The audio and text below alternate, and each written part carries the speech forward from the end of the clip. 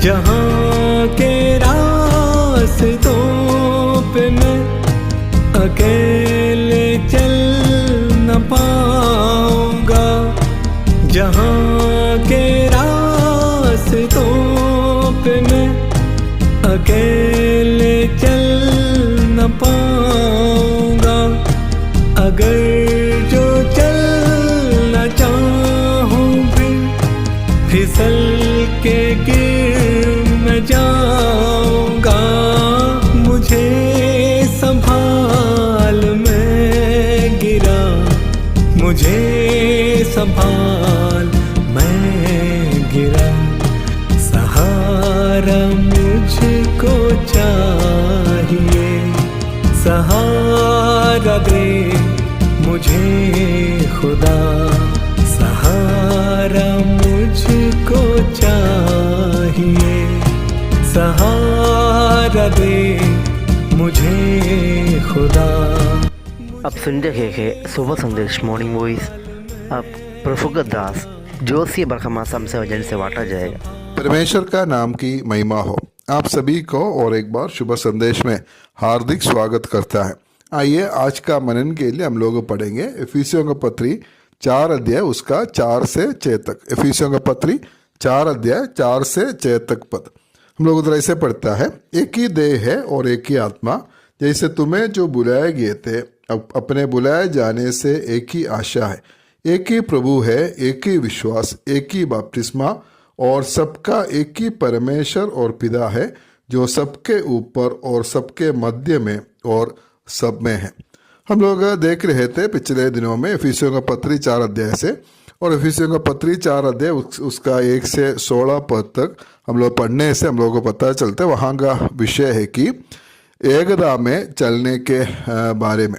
और हम लोग पिछले 2 सप्ताह में हम लोग देख रहे थे एकता में चलने के लिए हमारे जीवन में जरूर होने वाला 7 गुणों को हम लोग या 7 स्वभावों को हम लोग देख रहे थे, उसका 1 से 3 पद तक। अगर हम एकता में चलना है, एकता अगर बनाए रखना है, तो वो 7 गुण हमारा जीवन में होना बहुत अनिवार्य है। और अभी हम लोग जो पढ़ा है उसका 4 से 6 पद तक, और वहाँ का जो विषय है एकता का आधार, बेसिस ऑफ यूनिटी। और इधर हम लोग देख सकता है जो विश्वासियों में होने वाला 7 साधारण बातों को या 7 समान बातों को हम लोग देख सकता है। ये सभी विश्वासी का जीवन में एक ही है, अलग अलग नहीं है। ऐसा 7 बातें हम इधर ये 4 से 6 तक पद में हम लोग वो बात हम लोग देख सकता है। उसके बारे में हम लोग आज देखेंगे।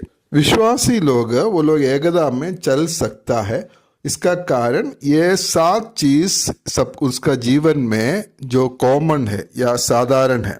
उसमें जो पहले बात है हम लोग 4 पद में ऐसा 4 पद ऐसा शुरू होता है। एक ही देह है, देह एक ही है, 1 बॉडी। इधर जो देह बोलकर जो लिखा है हमें मालूम है वो कलीसिया के बारे में है। इफिसियों का पत्री का सबसे जो मुख्य विषय है कलीसिया, कलीसिया का महिमा को हम लोग इस इफिसियों का पत्री में हम लोग देख सकता है। हम सब विश्वासी लोग जो है हम एक ही कलीसिया का है। वो कलीसिया है सार्वजनिक कलीसिया या यूनिवर्सल चर्च। उसमें प्रभु यीशु मसीह को ग्रहण किया हुआ या उद्धार पाए हुए सभी लोग उसमें सदस्य है। प्रेरितों का काम 2 अध्याय उसका 47 में और उसका आखिरी भाग में ऐसे हम लोग देख सकता है जो उद्धार पाते थे उनको प्रभु प्रतिदिन उनमें अर्थात कलीसिया में मिला देता था।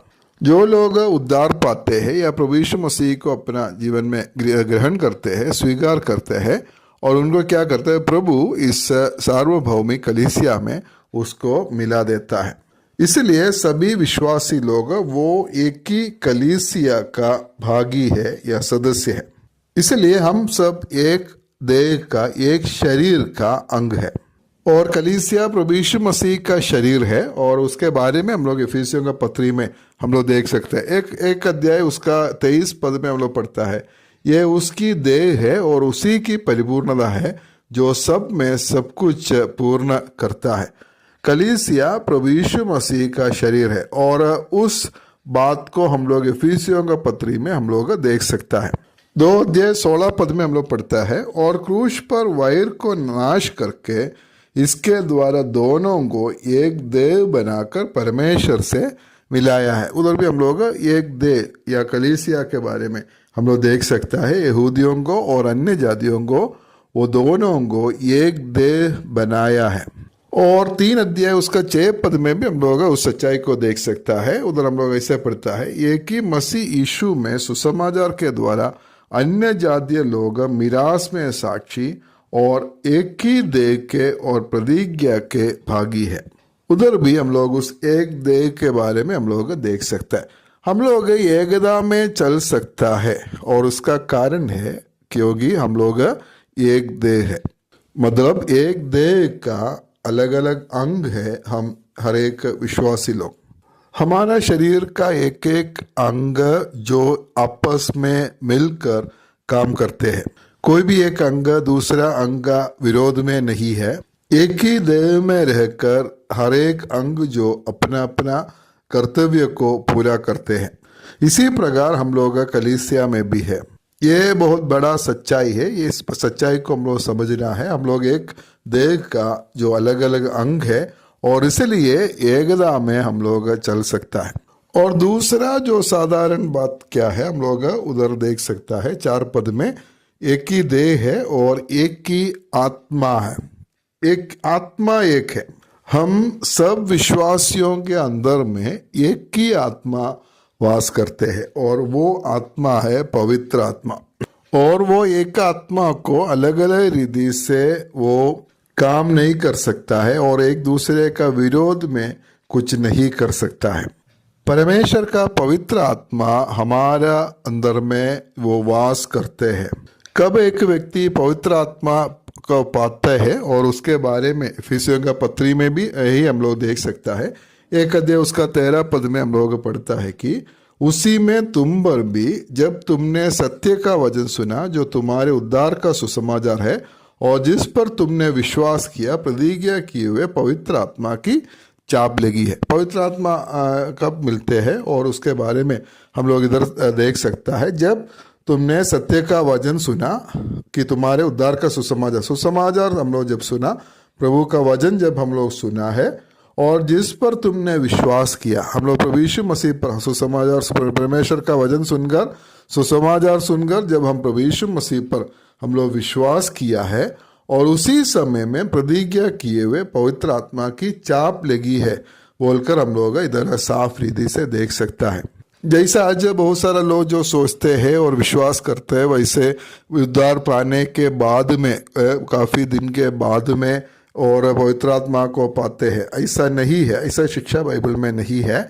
जब हम उद्धार पाते हैं, जब प्रभु यीशु मसीह को अपना जीवन में स्वीकार करते, ग्रहण करता है, उसी वक्त में पवित्र आत्मा हमारा अंदर में आते हैं, और पवित्र आत्मा हमें वास करते हैं।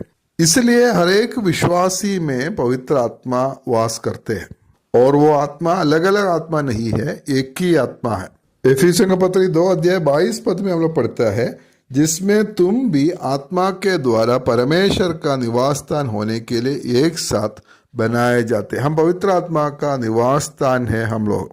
ये सच्चाई जो है नए नियम में बहुत सारा जगह में हम लोग देख सकता है। पवित्र आत्मा हमारे अंदर में वास करते हैं।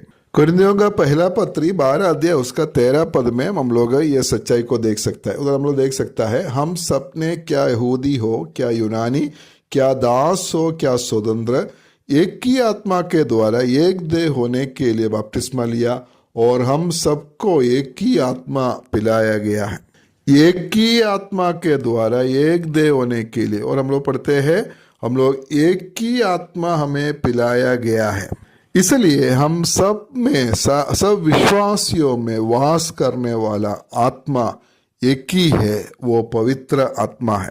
इसलिए हम लोग एकता में चल सकते हैं। एकता में चलने के लिए कोई दिक्कत नहीं है, क्योंकि ये सब बात हमारा जो साधारण बातें हैं, सार्वजनिक बातें, सभी विश्वासियों में ये 7 बात है। और उसमें पहला हम लोग देखा है, हम एक ही देह है और दूसरा हम लोग देखा है एक ही आत्मा है। और बाकी जो बातें हैं प्रभु का इच्छा होने से अगले सप्ताह में हम लोग मनन करेंगे। प्रभु में सहायता करें। परमेश्वर का नाम की महिमा हो।